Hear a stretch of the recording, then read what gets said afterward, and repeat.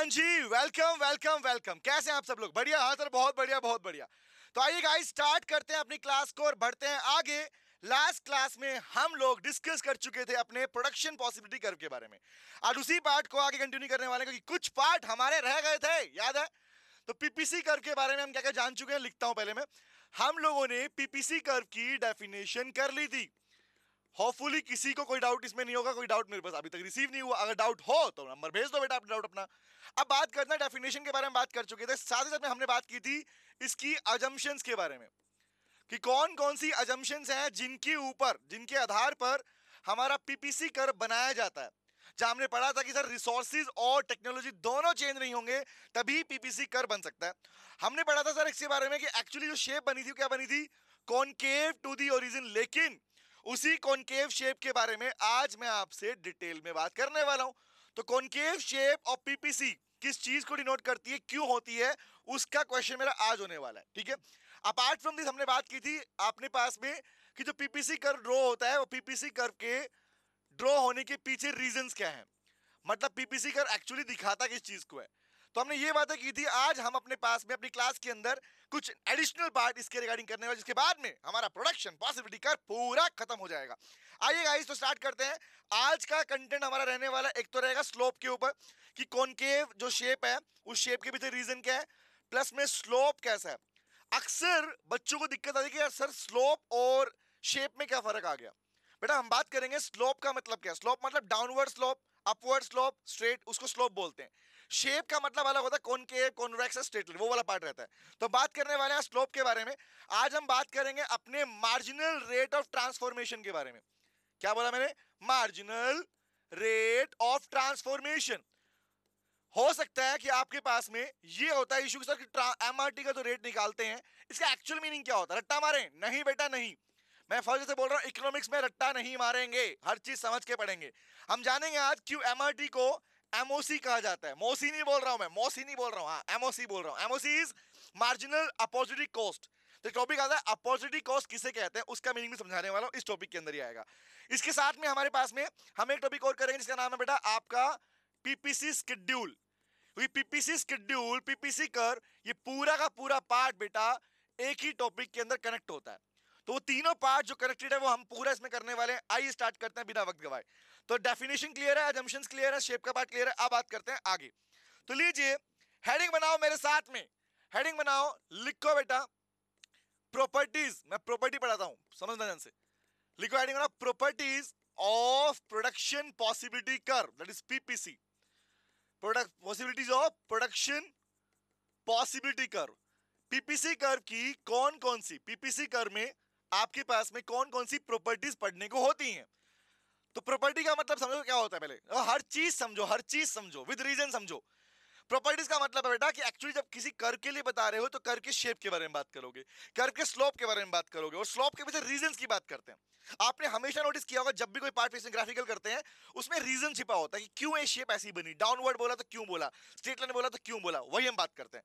तो आइए प्रॉपर्टीज के पार्ट में सबसे पहला नोट करते हैं, लिखो properties of production possibility curve में सबसे पहली प्रॉपर्टी बनती है इसकी शेप के बारे में। तो लिखो, नोट करते हैं, लिखो। The first one is, number one लिखो, लिखो पीपीसी कर्व। और ये इंडिविजुअल क्वेश्चन भी एग्जाम में आपके पास बन सकता है। तो लिखो पीपीसी जो कर्व होता है, production possibility curve, is concave to the origin, is concave to the origin. Production possibility curve concave होता है ओरिजिन की ओर। इसका मतलब क्या होता है, सीखते हैं, समझाता हूं, वो डायग्राम सीखते हैं, समझे? आओ बात दिखाता हूं। लिसन टू मी गाइस, देखो ध्यान से। मैं एक बार फिर से आप लोगों के सामने डायग्राम ड्रॉ कर रहा हूं ताकि और अच्छी क्लैरिटी हमें मिल पाए, इसके अंदर मिल पाए। दूसरी बात अभी देखते हैं इसके अंदर, पीपीसी कर्व के अंदर कॉनकेविटी की बात की तो एक क्वेश्चन और भी आता है बच्चों का, सर क्या ये और शेप हो सकती है? आंसर इज हो सकती है। तो वो बात भी इसी में कवर होगी जो हम पढ़ाने वाले हैं। और याद रखना जो अभी हम लिख रहा हूं, हम लिख रहे हैं बेटा ये पार्ट बहुत ज्यादा इंपॉर्टेंट है, it is very very very very very important. तो देखिए बात करते हैं, हमने शेप की बात की थी कि प्रोडक्शन पॉसिबिलिटी कर्व क्या है। PPC curve is a curve, कौन सा? Which show the different combination, याद है? Which show the different combination of to commodities. But combination किसके? ये पीपीसी कर्व बना, कॉम्बिनेशन किसके? हमने बात की थी सर दो कमोडिटीज के प्रोडक्शन के। जो मैं बोल रहा हूं ये सारी बातें मैं इससे पिछली क्लास में करवा चुका हूं, इससे बात कर रहा हूं। Good X and good Y, good X and good Y. तो ये शेप हमने सीखी थी, ये कर्व हमने बनाया था, हमने कॉम्बिनेशन के बारे में बात की थी, अटेनेबल कौन से हैं, अनअटेनेबल कौन से हैं। अब बात करते हैं इसके आगे वाले पार्ट पे। तो एक्चुअली इस शेप को कॉनकेव शेप कहा जाता है। एग्जांपल मैं बोलूं, भाई मेरे पास ग्लास है, ग्लासेस पहन रखे, हमने जब छोटे छोटे बच्चे थे उस टाइम सीखा था कि भाई ग्लासेस दो टाइप के होते हैं, कॉन्वेक्स एंड कॉनकेव, रिमेंबर। तो ग्लास का शेप उसी शेप से निकल के आया, अगर इस शेप में ग्लास होता है उसे हम कॉनकेव बोलते हैं, तो वही शेप का नाम पड़ गया कि कॉनकेव टू द ओरिजिन। अब क्वेश्चन पढ़ते हैं, क्या लिखा हो, पढ़ना ध्यान से। कह रहा भाई साहब सुनना, कह रहा sir concave to the origin, मतलब बेटा ओरिजिन मतलब ओ जो 0 पॉइंट यहां पे होता है, ओरिजिन की और कॉनकेविटी होगी, मतलब इस कर्व का सबसे ज्यादा जो फैला हुआ पार्ट, कॉनकेविटी वाला पार्ट होगा, वो हमेशा किस साइड होगा, ओरिजिन की ओर होगा, इसलिए मीनिंग लिखा जाता है कॉनकेव टू दी ओरिजिन। अब मेरा प्रश्न यहां पे आता है, क्वेश्चन बनता है, क्वेश्चन आता है एग्जाम में कि why production possibility curve is concave to the origin, क्यों होता है। तो आंसर हम पढ़ते हैं कि sir because of the increasing MRT. अब बच्चा कहता है टेक्निकल पॉइंट आ गया, कैसे याद रखेंगे, आओ याद कराता हूं। तो मेरे साथ में लिखेंगे बेटा पॉइंट, अपना आंसर लिखेंगे, इसका पहला आंसर लिखते हैं। तो क्या होता है, पीपीसी कॉनकेव होता है, क्यों होता है वो लिखता हूं, लिखो एज, लिखो PPC is concave to the origin, ऐसा लिखते हैं स्टार्टिंग से, नोट करो, लिखो प्रोडक्शन पॉसिबिलिटी कर्व या production possibility frontier is concave to the origin, लिखते रहो, हेडिंग बनाओ, ग्राफ बनाओ, ये पढ़ाओ, अभी इसके थ्रू कनेक्ट करेंगे। Is concave to the origin, ये ओरिजिन की ओर होता है, क्यों, लिखो ड्यू टू, जिसकी वजह से, लिखो आपके क्वेश्चन में ये लाइन लिखनी जरूरी है, ड्यू टू किसकी वजह से होता है, लिखो due to increasing, due to increasing marginal rate of transformation, marginal rate of transformation.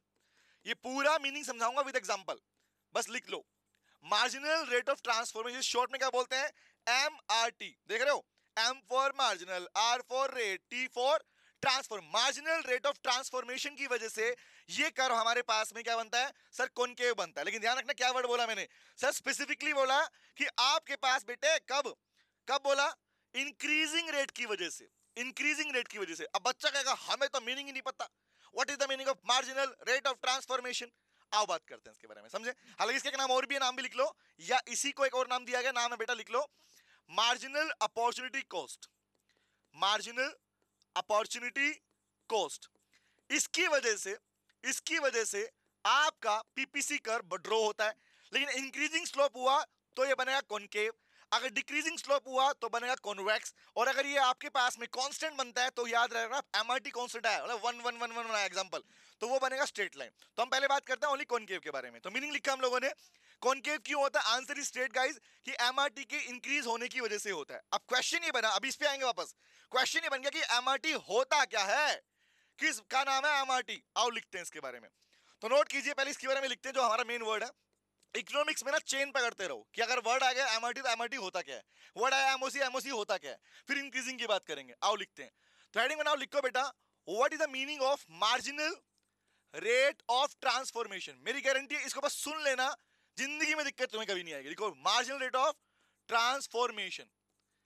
अब यहां पर मैं शब्दों को तोड़ के सिखाने वाला हूं, फिर इसका मीनिंग लिखेंगे, ठीक है, समझना।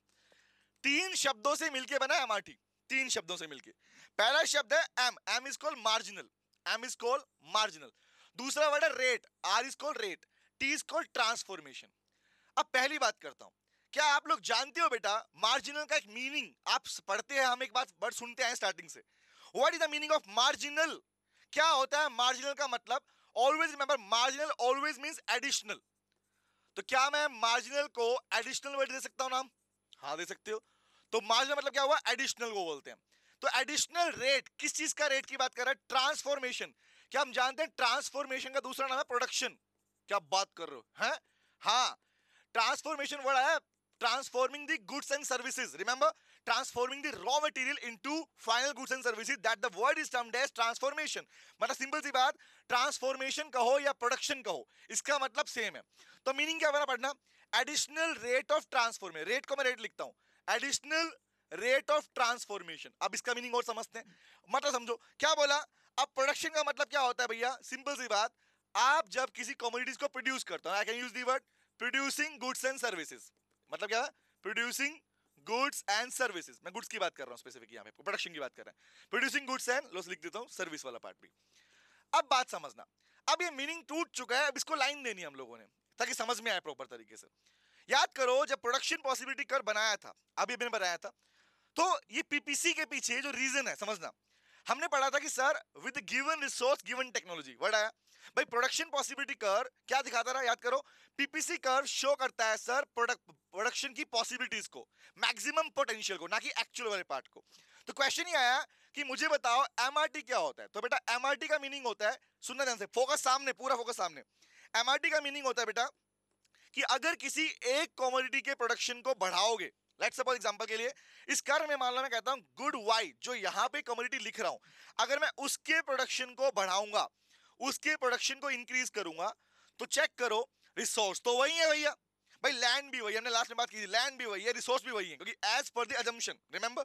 तो बताओ क्या गिवन रिसोर्स और गिवन टेक्नोलॉजी की हेल्प से, जिसका मैक्सिमम लेवल प्रोडक्शन का यही बनने वाला हमारे पास में, अगर मैं किसी एक कमोडिटी के प्रोडक्शन को इंक्रीज करूंगा, अगर मैं किसी एक कमोडिटी के प्रोडक्शन को इंक्रीज करूंगा, मान लो इसका प्रोडक्शन मैंने किया इतना था, चेक करना, जब प्रोडक्शन इसका इतना था तो उस टाइम प्रोडक्शन किसका कितना था, इसका इतना था, चेक कर पा रहे हो, यही तो ड्रॉ करते हो अपने पास में, फोकस सामने, यही होता ड्रॉ हमारे पास में। कर कैसे बनता दिखाता हूं भाई, कॉम्बिनेशन बने थे ना, इसका मतलब अगर मान लो कमोडिटी एक्स का प्रोडक्शन यहां पर मान लो मैं कहता हूं ये था, एक्स था, रिमेंबर, तो उस केस में वाई का प्रोडक्शन कितना था, मान लो मैं कहता हूं ये वाला प्रोडक्शन था।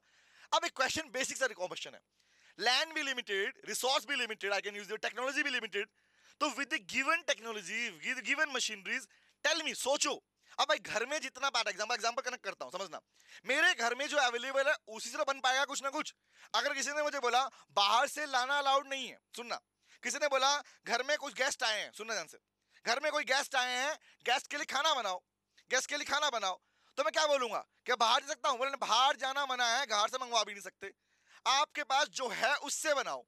तो मैं क्या करूंगा बताना भाई, सिंपल सी बात, अगर मैं एक चीज को ज्यादा बनाऊंगा, एक पार्ट को ज्यादा बनाऊंगा, तो मुझे सेकंड को सेक्रीफाइस करना पड़ेगा। चेक कर पा रहे हो, अगर मान लो दिस इज द कॉम्बिनेशन, एक कॉम्बिनेशन पे ये बनता था प्रोडक्शन, तो अगर मैंने बोला मैं गुड वाई के, फोकस सामने, सुनना ध्यान से, अगर मैं कमोडिटी वाई के प्रोडक्शन को इंक्रीज करता हूं, इंक्रीज करता हूं, तो रिसोर्स तो लिमिटेड है मेरे भाई। तो ऐसे केस में क्या होगा, ऐसे केस में क्या होगा कि आपके पास में क्या होगा, अपने आपके पास में क्या आएगा, आपको इसका प्रोडक्शन डिक्रीज करना पड़ेगा। मतलब सिंपल सी बात, अगर इसको इंक्रीज किया तो बेटे अपने आप क्या हो जाएगा, इसका प्रोडक्शन कम हो गया। तो यही तो है मार्जिनल रेट, मतलब चेक करना, ए और बी के बीच का जो गैप है ना, change, that is change in production हुआ ना, ये change in X and change in Y हुआ क्या, चेक करना, ए और बी कॉम्बिनेशन है, हाँ sir, commodity X commodity Y जिनका प्रोडक्शन किया जा रहा है, तो जवाब दो, ये ए और बी में जो मैंने लिखा ये क्या बनेगा। अब मैं बोलूंगा सर एक्स के प्रोडक्शन को कम, जितना एक्स का प्रोडक्शन कम हुआ, जितना एक्स का प्रोडक्शन कम हुआ, उतना ही वाई का बढ़ गया, उतना ही वाई का बढ़ गया। इसका मतलब change in X upon change in Y, क्योंकि याद रखना इकोनॉमिक्स के अंदर जिसमें लॉस होता है, जिसमें सेक्रीफाइस होता है, उस पार्ट को ऊपर लिखा जाता है। एमआरटी का फॉर्मूला सिखा रहा हूं, सुनना ध्यान से कैसे बनता है फॉर्मूला, कि जिसमें डिक्रीज हुआ, इसके डिक्रीज, इसमें चेंज आने की वजह, चेंज इन एक्स की वजह से चेंज इन वाई बना ना, तो चेंज इन वाई क्या मतलब, ऊपर क्या लिखा मैंने, loss in commodity X will be the gain in commodity Y, loss in commodity X will be the gain in commodity Y, this is the part जिसे हम बोलते हैं marginal rate of transformation. Meaning क्या बनता है आओ सिखाता हूं। तो ये फॉर्मूले की बात हो गई, मीनिंग की बात करते हैं, तो पहले लिखते हैं इसके अंदर मीनिंग क्या है, नोट करो, लिखो marginal rate of transformation, that is called MRT, लिखो refers to that rate, refers to, अभी समझाऊंगा और डिटेल में जाऊंगा इसके अंदर, लिखते रहो, MRT refers to that additional rate, word क्या लिखूंगा मैं, एडिशनल रेट। अब ये एडिशनल ही था ना, the delta is not in additional, देख पा रहे हो, M is called additional, that additional rate, कौन सा रेट है, transforming goods and services rate, कौन सा, कैसा rate, at which, at which, जो रेट पे क्या हो रहा है, at which one commodity, I can use the production of one commodity, at which, लिखते रहो समझाऊंगा, at which production of one commodity, हमने लिखा था x, production of one commodity is sacrifice, जिसे सेक्रीफाइस किया, अपने डायग्राम में देख लो ना भाई, हमने किसको सेक्रीफाइस किया, हमने एक्स को सेक्रीफाइस किया, तो वन कमोडिटी का प्रोडक्शन क्या किया हमने, सेक्रीफाइस, रिमेंबर किसके, in place of, in place of production of commodity Y, in place of gain in production of Y, ऐसे लिखते हैं, in case of gain in production of Y. तो बताओ ना भैया, प्रोडक्शन ऑफ अनदर कमोडिटी लिख दूं, प्रोडक्शन ऑफ अनदर कमोडिटी। यहाँ पे वन कमोडिटी कौन सी है बेटा? एक्स है। दूसरी कौन सी थी? वाई थी। आओ समझाता हूं दोबारा मीनिंग इसका। हमने लिख लिया इसके मीनिंग को, अब क्लैरिफाई करते हैं इसको। पढ़ना, रट्टा नहीं मारना, सीखना है भाई। एमआरटी मतलब क्या? दैट एडिशनल रेट, वो एडिशनल रेट, वो रेट जिसके अकॉर्डिंग आप क्या कर रहे हो, आप एक कमोडिटी के प्रोडक्शन को, या आप एक कमोडिटी, कौन सी कमोडिटी एक्स ली हमने अपने घर में, तुम कुछ भी लिख सकते हो, उसको सेक्रीफाइस किया, मतलब उसको डिक्रीज किया, तो एक्स को डिक्रीज किया। रिमेंबर, किसके प्लेस पे किया? Gain in production of Y. भाई एक के सेक्रीफाइस बना दूसरे का गेन, एक का सेक्रीफाइस बना दूसरे का गेन, क्योंकि अगर उसे कम नहीं करते तो you are not having enough resources to produce the additional units of that commodity otherwise. Remember, तो जवाब दो, एक का सेक्रीफाइस दूसरे का गेन है ना, एक का सेक्रीफाइस दूसरे का गेन बन गया। रिमेंबर, एक्स को कम किया तो वाई को बढ़ाना पड़ गया। तो जवाब दो, इसी को क्या कहते हैं? इसी को बोलते हैं जिस रेट से ऐसा किया जाता है। जिस रेट से, रेट मतलब समझते हो भाई, एग्जांपल मान लो 100 से 70 कर दिया, तो क्या दूसरे को आपने 10 से 30 किया, 10 से 20 किया, तो उसका गैप निकलता है, कितना किया, पूरा यूटिलाइज किया, कम यूटिलाइज किया, इसलिए हम इसको रेट बोलते हैं। तो रेट का तरीका क्या होता है, इसलिए हमने फॉर्मूला में लिखा, रेट क्या बनेगा, लिखो क्या बना, तो एमआरटी क्या बना हमारा, as per the current question क्या बना भाई, क्या बोला, एक्स के अंदर डिक्रीज किया तो वाई में इंक्रीज हुआ, तो डिक्रीज किसका हुआ, एक्स का, किसका इंक्रीज हुआ, वाई का। एक चीज याद रखना, अगर आप अपने अपने ग्राफिकल पार्ट के अंदर एक्स वाई की प्लेस पे कोई और नाम लेते हो, आप यहाँ पे लिखते हो व्हीट, राइस, हमने लिखा, आप लिखते हो टी एंड कॉफी, तो चेक करना हमेशा जो कमोडिटीज आप लोग लिखते हो, वो कमोडिटीज हमेशा एक दूसरे की क्लोज सब्स्टिट्यूट होती हैं, विच मींस उनको एक दूसरे के प्लेस पे यूटिलाइज किया जा सकता है। रिमेंबर, तो जवाब दो, आंसर क्या बनेगा, तो क्या यही change in X and change in Y कहलाएगा MRT? Answer is yes guys, यही कहलाएगा एमआरटी। और ये एमआरटी जितना ज्यादा होगा, जितना ज्यादा होगा गैप, जितना ज्यादा होगा उतनी शेप कॉनकेविटी में बनती हुई चली जाएगी। इसलिए फॉर्मूले में क्या बना, मीनिंग क्लियर हो इसका, कि एडिशनल रेट, जिस रेट से एक कमोडिटी के प्रोडक्शन को सैक्रिफाइस करते हो, किसके लिए, the gain of another commodity. Remember, तो एमआरटी का फॉर्मूला क्या बना, बताओ एज पर दिस क्वेश्चन, कि मैं बोलूंगा ऊपर लिखना change in commodity X, change in good X लिख दूं, change in good X will be the gain, the change in commodity Y, change in commodity Y, which means, अब याद रखना, अक्सर जब भी आपको रेट निकालना होता है, हमारे क्वेश्चन आएगा कंज्यूमर इक्विलिब्रियम, वहां पढ़ाऊंगा, तो वहां पे इंडिफरेंस कर्व की बात आएगी, वहां भी रेट की बात आएगी। रिमेंबर, तो वहां पे एमआरएस लिखते हैं, तो रेट के अंदर जब फॉर्मूला निकालते हो ना, लिखता जाता है, उसमें क्या लिखा जाता है, ऑलवेज रिमेंबर, जब भी आपके ग्राफ में देख लेना, जिस कमोडिटी का प्रोडक्शन गिर रहा हो, हमेशा लॉस वाला पार्ट ऊपर लिखा जाता है और गेन वाला पार्ट नीचे लिखा जाता है। क्यों? क्योंकि बेटा सिंपल सी बात, किसी का सेक्रीफाइस, किसी का लॉस ही दूसरे का गेन बनता है। रिमेंबर, तो loss due to the gain of this, remember इसमें गेन किया इसलिए लॉस हो गया। तो क्वेश्चन का फॉर्मूला क्या बन गया, शॉर्ट में लिखो तो change in X upon change in Y. ये change in X, change in upon Y का मतलब ये होता है loss in X and gain in Y. तो ये बन गया एमआरटी का फॉर्मूला, यही है इसका मीनिंग नंबर 1। अब मेरा दूसरा प्रश्न आता है, यहां तक क्लियर हुआ, यहां तक क्लियर है, मीनिंग ऑफ एमआरटी क्लियर हुआ, अभी आएंगे पॉइंट पे, एमआरटी क्लियर हो गया। अगला प्रश्न था कि सर बताओ, जवाब दो हमें इस बात का, हम जानना चाहते हैं कि जो हमारे पास में मार्जिनल रेट ऑफ ट्रांसफॉर्मेशन को आपने एमओसी कहा, आपने इसे बोला मार्जिनल अपॉर्चुनिटी कॉस्ट, तो सर क्या एमओसी और ओसी में फर्क होता है? मतलब क्या, ओसी मतलब अपॉर्चुनिटी कॉस्ट अलग चीज है और मार्जिनल अपॉर्चुनिटी कॉस्ट अलग चीज है। Answer is yes guys, yes guys, समझना ध्यान से, देखो चेन समझ रहे हो, हर चीज को कनेक्ट कर रहे हैं हमारे पास में। तो वर्ड आएगा हमारे पास कि एमओसी क्या होता है, लेकिन उससे पहले हम इसको अप्लाई करते हैं, इसको अप्लाई करते हैं। तो चेक करना, जब भी पूरे कर्व में कॉम्बिनेशन बनेंगे, लेट्स सपोज अगर मैंने इसको और ज्यादा गिराया तो इसको और बढ़ाना पड़ेगा, या इसको और बढ़ाना पड़ा तो मुझे इसको और गिराना पड़ेगा, तो ये क्या बनेगा, जो चेन है ना, चेन, इन चेंज का रेशियो ही कहलाएगा मार्जिनल रेट ऑफ ट्रांसफॉर्मेशन। और क्या होता है, अब पॉइंट पे आता है नंबर 1 पे, पहले हम इसकी बात करते हैं फिर एमओसी की बात करूंगा। तो ये बन गया कर्व का रीजन नंबर 1। कर्व के अंदर हमने बात की थी कि भाई किसकी वजह से होता है, इंक्रीजिंग एमआरटी। अब चेक करना, जब भी आप मार्जिनल रेट ऑफ ट्रांसफॉर्मेशन निकालोगे, अगर वो इंक्रीजिंग स्लोप में जाएगा बेटा, हमेशा आपका कर्व कॉनकेव में आएगा।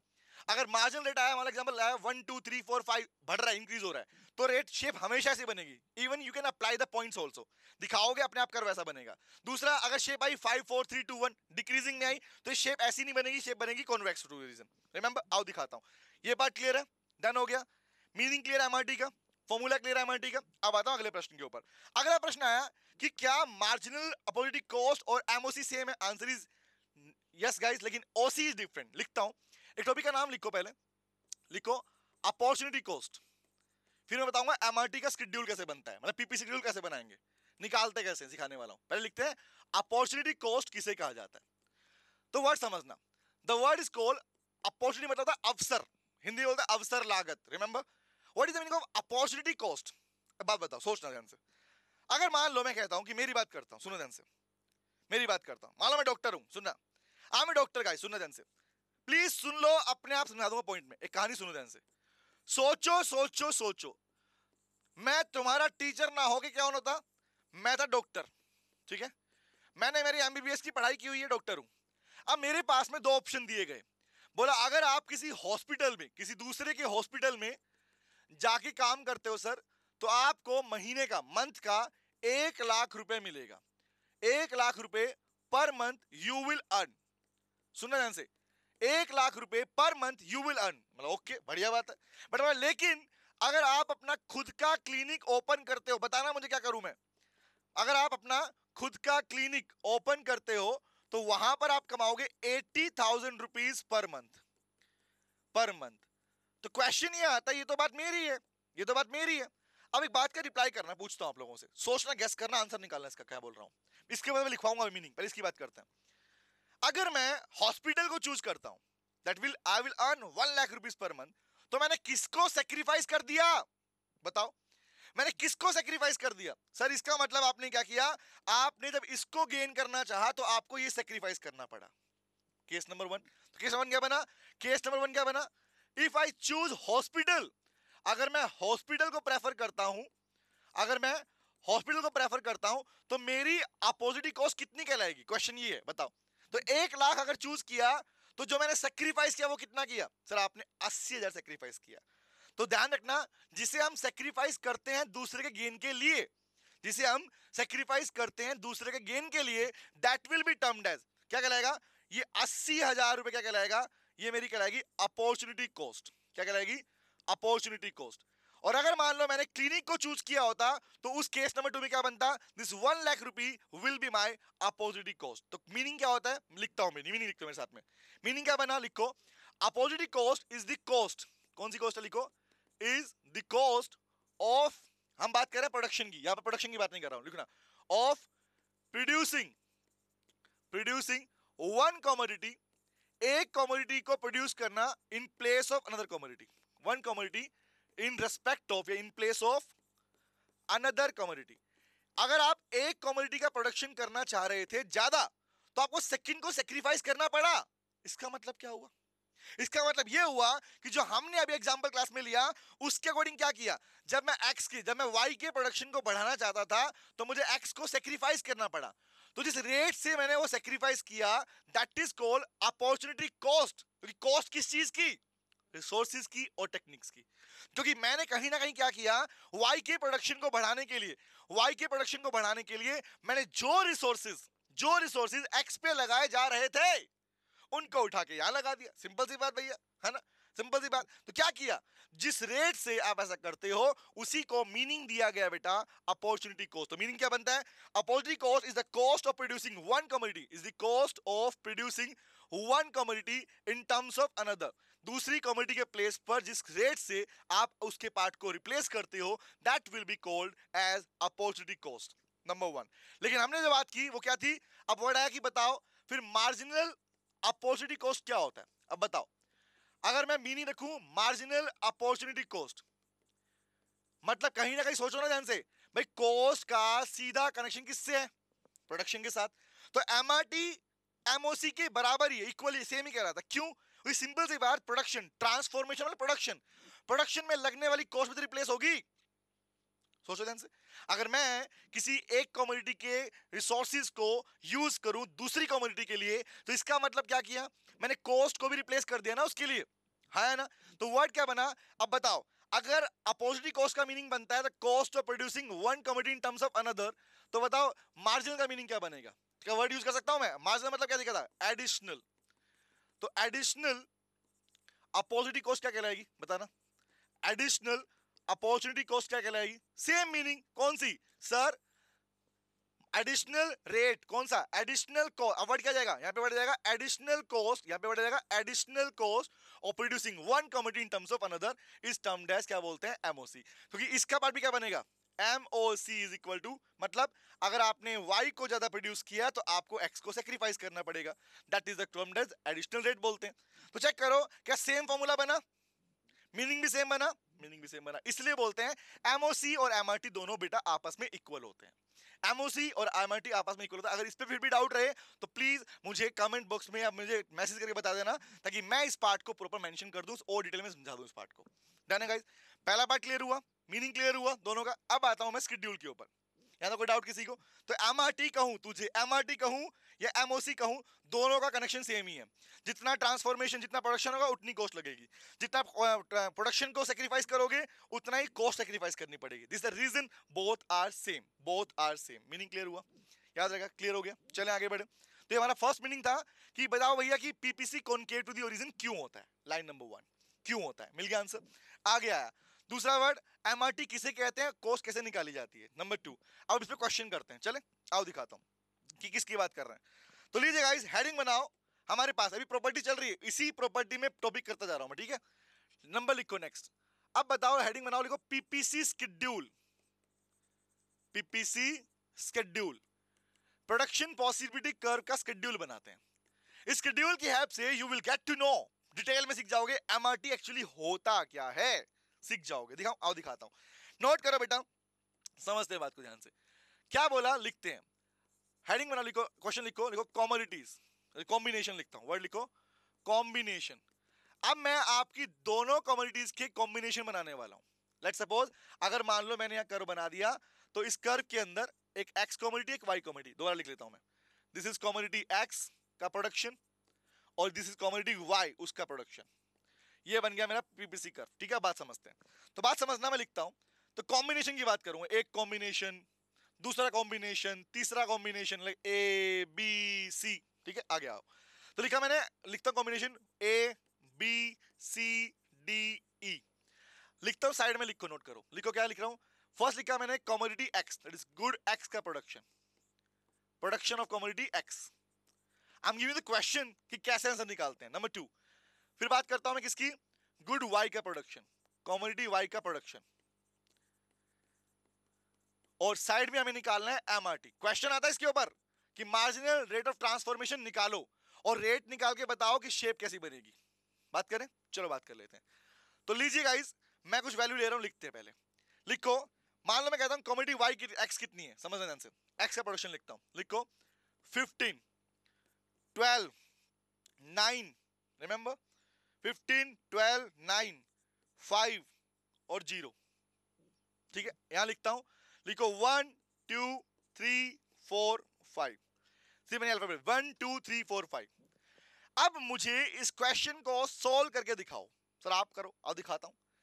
अब देखना ध्यान से भाई, इस पूरी कॉमोडिटीज में एक्स और वाई वाले केस में एक चीज चेक करना, बड़ी प्यारी चीज चेक करना। इन दोनों कॉमोडिटीज में किसका प्रोडक्शन गिर रहा है? एक्स का लिखा मैंने, गिर रहा है। एक्स का गिर रहा है, जरूरी नहीं कर्व मैच करे, लेकिन ध्यान रखना जिसका प्रोडक्शन गिर रहा है वो कहां लिखा जाता है, बताना।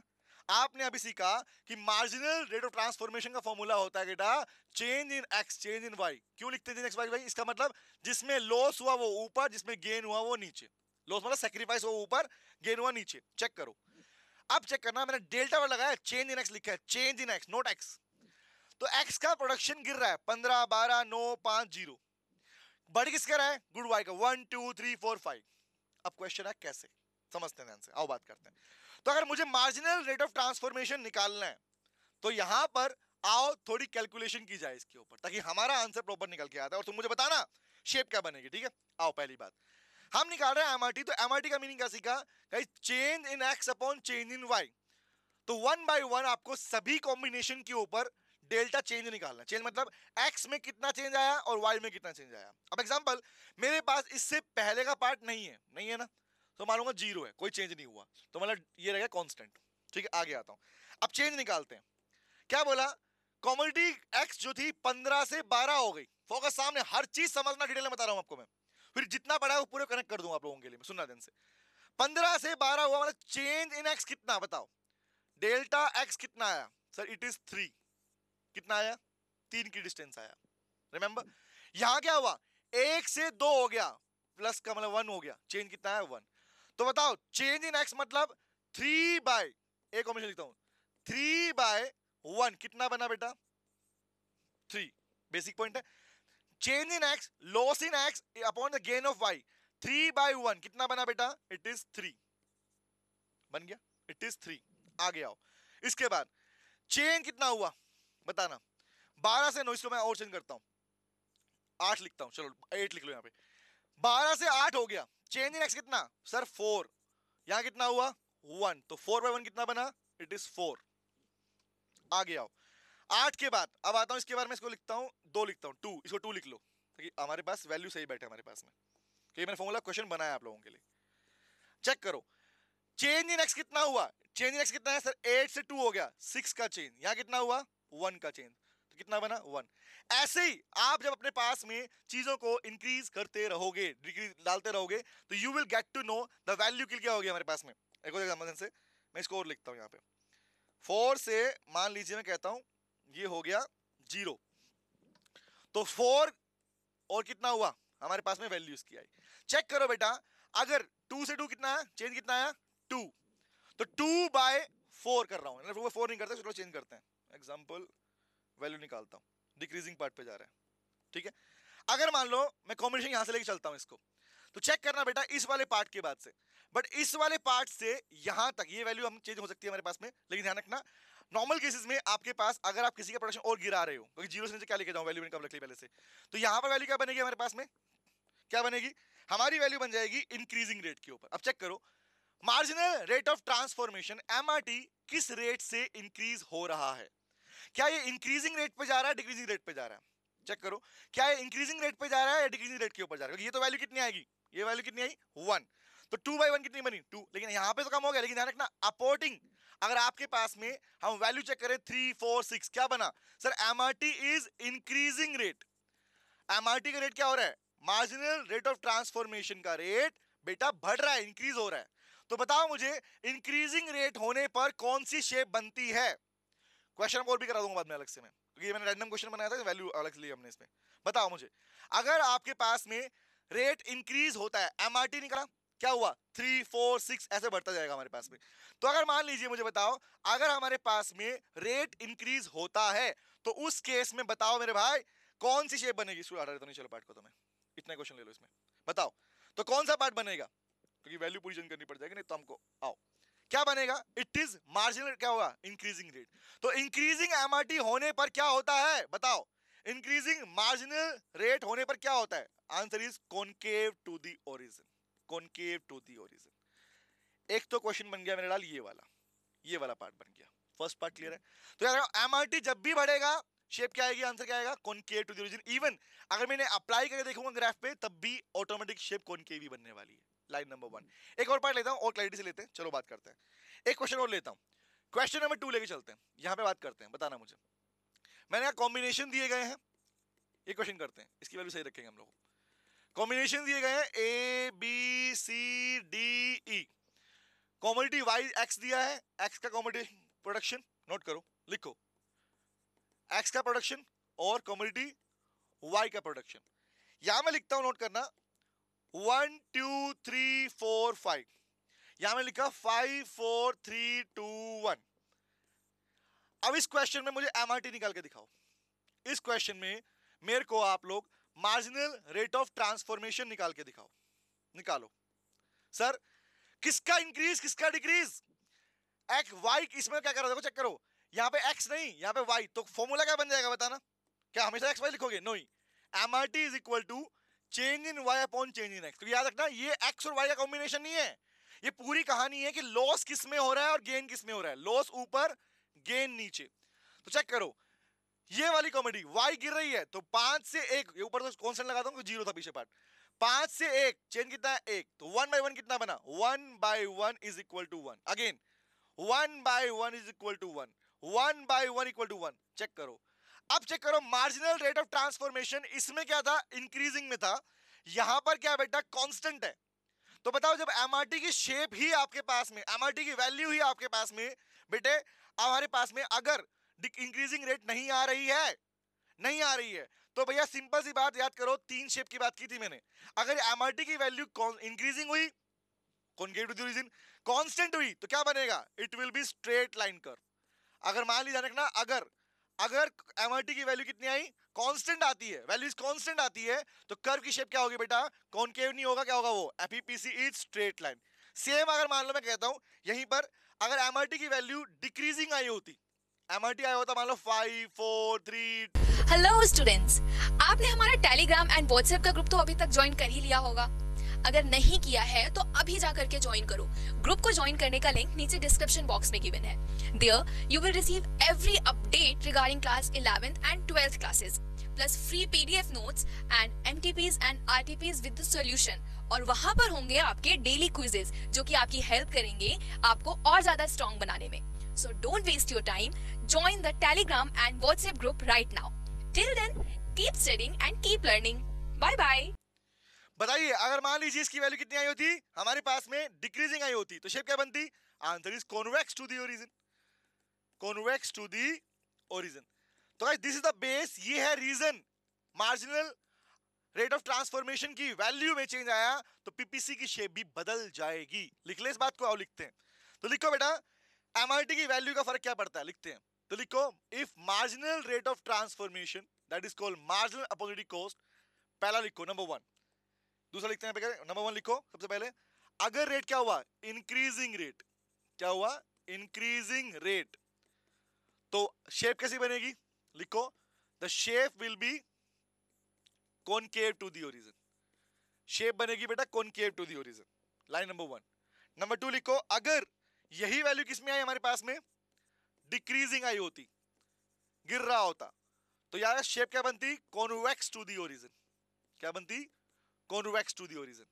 तीसरा पार्ट, अगर वैल्यू आई कितनी, कांस्टेंट, मतलब चेंज नहीं आया, तो शेप कैसी बनेगी, स्ट्रेट लाइन, क्या बोलते हैं बेटा इसको, स्ट्रेट लाइन। बोलो समझ में आया पार्ट हमारे पास में, तीन पार्ट बनेंगे। तो हमने जो बात की वो कॉनकेविटी की बात थी, दैट इज कॉल्ड दिस। अगर कॉन्वेक्स बोलता तो शेप बनती लाइक दिस, स्ट्रेट लाइन बोलता शेप कैसी बनती है हमारे पास में, लाइक दिस, डाउनवर्ड स्लोपिंग के अंदर। ठीक है, तो ये बना हमारे तीन केसेस कि एमआरटी का चेंज होना शेप को भी चेंज कर देगा। बोलो समझ में आया, यस और नो। फिर भी कोई डाउट किसी को रहे भेज देना बेटा। एक और कर ले हमारे पास प्रॉपर्टीज के अंदर, कि हमने ये पार्ट पूरा कर लिया। अब हमारे पास में ये क्लियर हो गया कि एमआरटी कांस्टेंट हुई तो क्या, इंक्रीजिंग हुई तो क्या, रिमेंबर ये हम कर चुके हैं। अब बात है हमारे पास में सर, कॉनकेविटी की बात कर ली, पीपीसी की शेप की बात कर ली, शेड्यूल की बात भी कर ली, ये भी बात हमारे पास पूरा पार्ट हो गया। एक प्रॉपर्टी और बची, वो भी लिख लेते हैं, फिर खत्म हो जाएगा पार्ट हमारा ये। ठीक है, फिर बाकी जो एडिशनल पार्ट है वो हम करेंगे अपनी पेड क्लासेस के अंदर। ठीक है, वो आपको उसमें मिलता रहेगा। चलो पूरा कवर किया है, उसमें मैंने पूरा पार्ट पढ़ाया है। ठीक है, आगे बात करते हैं। द नेक्स्ट इसको लिखो, हमारा प्रॉपर्टी नंबर 2 लिखते हैं। लिखो, PPC is downward sloping, PPC is downward sloping from left to right, from left to right. PPC downward slope होता है लेफ्ट से राइट की ओर। चेक किया आप लोगों ने, रट्टा मार रहे, नहीं सिखाता हूं। याद करो, जब हमने पीपीसी कर्व को ड्रॉ किया बेटा, तो कर्व की शेप को हमने कैसे बनाया, बताओ। हमने क्या किया, सुनो ध्यान से, ऊपर से नीचे की ओर ड्रॉ किया, that is called left to right किया और डाउनवर्ड किया। देखो ऊपर से नीचे वाला डाउनवर्ड शेप, कहां से मूव किया, लेफ्ट से राइट की ओर मूव किया, इसलिए नाम क्या पड़ा इसको कि PPC is downward sloping from left to right. आप लेफ्ट से क्या हुआ, आप लेफ्ट से राइट की ओर मूव किए, लेफ्ट से राइट की ओर मूव किया, और ये शेप कौन सी है, इट इज डाउनवर्ड स्लोपिंग। ये क्या था, और ये क्या चीज थी, डाउनवर्ड पार्ट। तो इसका रीजन भी बेटा वही है। अगर मैं नॉर्मली बोल दूं कि MRT, listen to me, MRT marginal rate of transformation, तो वो तो रीजन है किसका हमारे पास में, द रेशो, जिससे लॉस हुआ, जितना लॉस एक कमोडिटी में हुआ दूसरे के अंदर उतना गेन हुआ। लॉस किसमें, प्रोडक्शन की बात कर रहे हैं। एक की कमोडिटी के प्रोडक्शन में लॉस होना, दूसरे में गेन होना, is called MRT. Rate increase हुआ तो शेप बन गई, कॉनकेविटी की बात आ गई। अब क्वेश्चन आया कि बताओ डाउनवर्ड स्लोप क्यों होता है, क्योंकि रीजन, हम लोगों ने एक कमोडिटी के फैक्टर को, वेरिएबल को, कॉस्ट को दूसरी कमोडिटी में यूज किया, उसी को बोलते हैं, उसी से क्या बना हमारा, स्लोप डाउनवर्ड बना। इसका मतलब लिखो, क्यों लिखा, लिखो ड्यू टू, ऐसा क्यों हुआ, it is due to the inverse relationship, inverse होता है negative, inverse relationship in the variables, क्योंकि जो वेरिएबल्स थे, फैक्टर की बात कर रहे हैं, रिसोर्सेज, टेक्नोलॉजी क्या होते हैं, फैक्टर तो होते हैं वेरिएबल, मतलब factors, land, labour, capital, entrepreneur. क्योंकि आपने प्रोडक्शन चेंज किया तो आपने फैक्टर भी चेंज कर दिए। तो मीनिंग क्या बना sir, inverse relation between the variables of production of to commodities, दो कमोडिटीज के प्रोडक्शन के जितने भी वेरिएबल थे उनमें आपने चेंज कर दिया, उनमें आपने जो रिलेशन था क्या था, इनवर्स था, नेगेटिव रिलेशन था, जिसकी वजह से क्या बना, स्लोप डाउनवर्ड बना। That's simply again the meaning of कि अगर हमने x को सैक्रिफाइस किया तो हमने y को गेन किया। इसका मतलब क्या हुआ, क्या इसका मतलब ये नहीं हुआ क्या कि x के जितने भी फैक्टर्स थे, वेरिएबल्स थे, मैंने उन्हें भी शिफ्ट कर दिया किसके अंदर, इसके अंदर। तो इनका चेंज हो जाना रीजन बनता है बेटा किसका, डाउनवर्ड स्लोपिंग का। तो ऑलवेज रिमेंबर, जब हम बोलते हैं the production of one commodity, the sacrifice in production of commodity one who will be the gain of another, it is the reason behind downward sloping. Exactly मैंने यहाँ पे increasing decreasing word use नहीं किया, मैंने सिर्फ word use किया only MRT का meaning, कि जिस रेट से एक के फैक्टर दूसरे में रिप्लेस किए गए, that is the reason behind downward sloping. क्योंकि सिंपल सी बात, आपने क्या किया, हमने इसके फैक्टर को कम करके इसमें लगा दिया, and that is the reason behind downward sloping left to right. बोलो क्लियर हुआ, समझ में आया? इससे एडिशनल पार्ट, जिसका एडिशनल पार्ट है वो आपको अपकमिंग क्लास में मिल जाएगा बेटा, ठीक है। जो पेड बच्चे हैं उनके पास मेरे को पूरा पार्ट मिल रहा होगा प्रॉपर्ली। इसके रिगार्डिंग कोई भी डाउट किसी बच्चे को रहे, प्लीज अपना जरूर मैसेज मुझे कीजिएगा, कोई डाउट आपका हो मुझे जरूर भेजिएगा। मिलते हैं नेक्स्ट क्लास में, थैंक यू वेरी मच। गाना का कौन सा, बाय बाय और टाटा, सी यू अगेन, ओए कल फिर मिलेंगे तेरे मेरे नैन, बाय बेटा, बाय, टेक। हेलो बच्चों, कैसे हैं आप? मैं CA संतोष कुमार। मैंने और मेरी टीम ने डिसाइड किया कि जो क्वालिटी एजुकेशन मैं और मेरी टीम एक पर्टिकुलर एरिया में प्रोवाइड कर रहे हैं, उसको पूरे देश में क्यों न फैलाया जाए at the reasonable cost, under the brand name of COC education private limited. मेरे बच्चों, इस सक्सेस को हमने पाया, कॉमर्स के स्टूडेंट्स किसी भी कोर्स के हो, वो पूरे ऑल ओवर इंडिया में बैठ के हमारे कोर्सेज से बेनिफिट ले रहे हैं या ले चुके हैं। हमें जो दूसरों से अलग करता है वो है हमारा डेली डाउट सेशन। हमारा जो एकेडमिक इंस्ट्रक्टर टीम है, आपके कॉन्टिन्यूस आपके ग्रोथ पे वो नजर बनाए रखता है और आपको कॉन्टिन्यूस बेसिस पे मोटिवेट करना आपको स्टडी के लिए। मेरे बच्चों, कुछ रिव्यूज पूरे ऑल ओवर इंडिया से आए हैं, मैं चाहता हूं कि वो आपसे शेयर करूं। This is Komal Mishra of class 11. I am Vishal, preparing for CA Foundation. Hello, my name is Vanshika and I'm doing CA Intermediate. Ayaz from Bihar, student of COC since class 11th and now in Foundation. I have purchased my CMA Intermediate classes from COC Education. Hi everybody, this is Rahul. I am currently pursuing the CMA Finance. मैंने YouTube पर पहली बार संतोष sir का class देखा, उनके पढ़ाने का तरीका मुझे बहुत ही पसंद आया। Very thankful to Santosh sir. He is really a very nice teacher. अगर मैं संतोष सर के टीचिंग स्टाइल के बारे में बात करूँ तो आपको महसूस ही नहीं होगा कि आप वीडियो क्लासेस में बैठे हो, आप लाइव क्लासेस में बैठे हो। Santosh sir has cleared all my doubts and he gives a very tagda concept over accounting. Thanks to COC, my concepts are pretty clear, my doubts get clear right away and I'm even able to score a good mark. इसलिए मैं संतोष sir का दिल से thank you so much.